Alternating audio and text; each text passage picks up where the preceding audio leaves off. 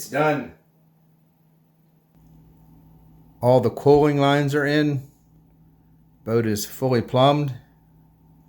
Here's the outlets for the ESC and the motor.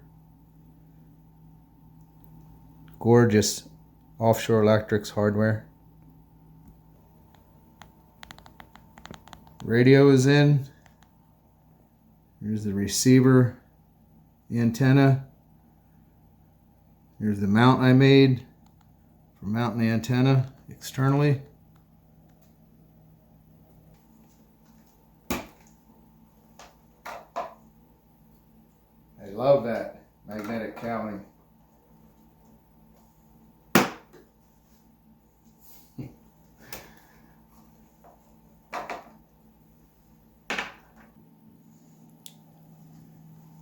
Taking a look inside, I got to say these fast electrics have some components packed in them.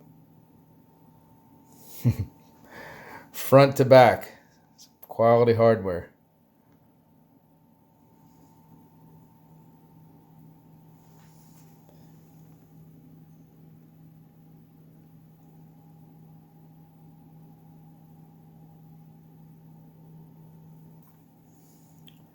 These are 5,000 milliamp hour You and Me batteries I got off of Amazon. They fit slightly better than the Reeve Electrics. A little more room, a little more relaxed fit on the cowling. These are 50C, surprisingly decent batteries. I can fit the Reeve Electrics in there, but start out with this, see how it runs. I ran the cooling line and the rudder servo lead along the left side of the batteries. I split the water line right here.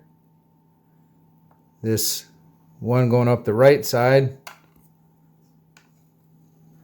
goes all the way up to the ESC.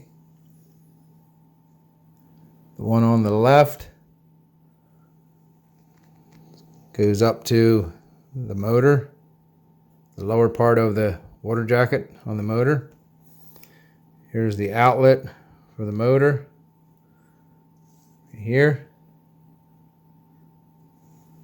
and coming down the left side of the tub is the outlet for the ESC. I've waterproofed the receiver with conformal coating. I did a video on how to do that earlier in the build series. For the antenna wire, I drill a tight fitting hole through the side of the tub and soak that with CA to waterproof it. The receiver is mounted on the side of the tub with Velcro. I wasn't kidding when I said earlier these fast electrics have a lot of components packed in here. Here is the series wiring harness. I have this zip tied, kind of hold it together so it clears the stealth cowling. I have the ESC velcroed in to the mount, and I got all these wires for the motor kind of ran in such a way where they're laying in there relaxed and they fit under the cowling. That's a lot of stuff to fit and mount and set up in the tub.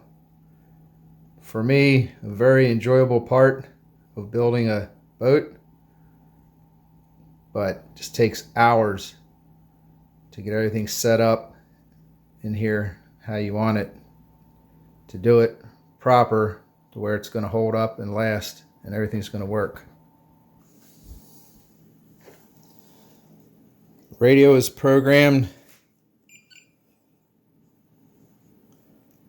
I have dual rates, exponential setup, timer. Got my driving modes set up. Then I do my initial bind with a separate 4.8 volt battery pack to the receiver. And then you have to plug in the ESC to the main batteries holding full throttle, and then you release it after 2 beeps, and then it beeps twice again, and then you get your 6 beeps where it initializes, and that calibrates the endpoints of the throttle. After that, I go in with this ZTW programming card, and with this you can set your motor direction, your timing, your cutoff values on your LiPo. So nice feature, this ZTW programming card. Let's plug it in. Shouldn't be any smoke. I didn't release any of the magic smoke initially. So now it's a whole lot less stressful plugging in the batteries to the ESC.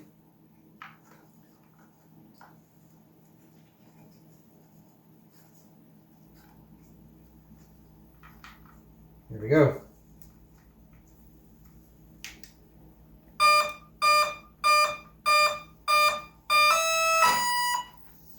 There we have it.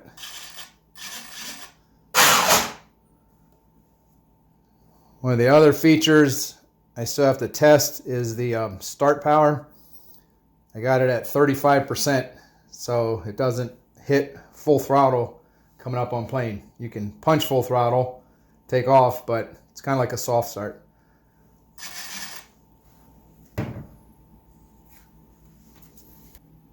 I set up all my boats and helicopters like this, where you plug in the main LiPos and it's live.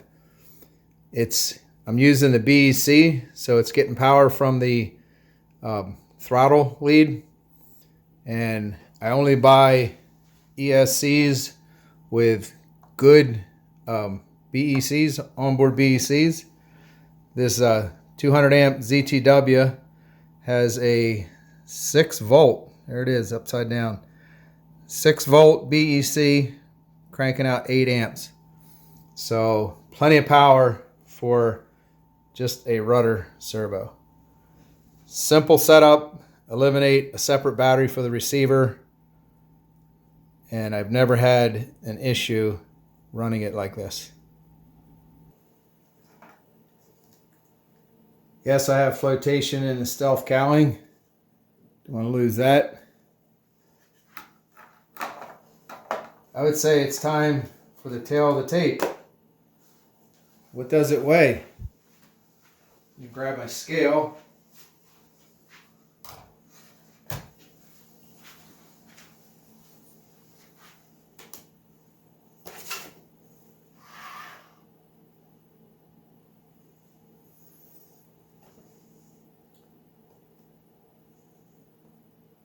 Zero that out with a tare.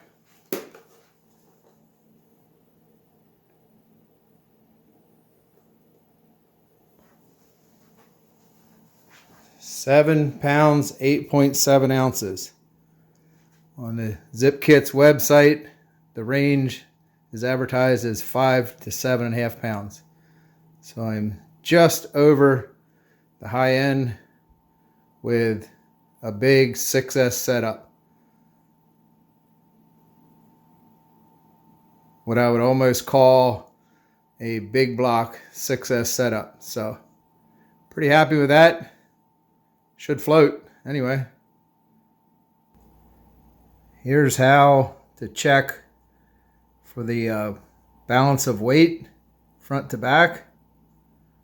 We're looking for 60% of the weight on the sponsons, 40% on the bottom ski.